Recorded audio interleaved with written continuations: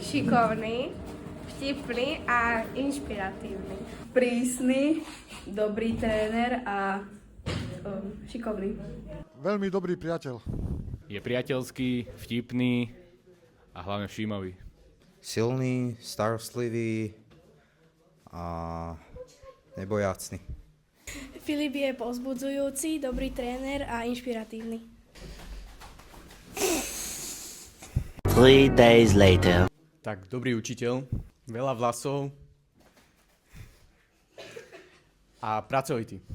Milý, prísny, ale určite dobrý tréner. Dobre. Jaj? Ja akože ty sa nebudeš pýtať.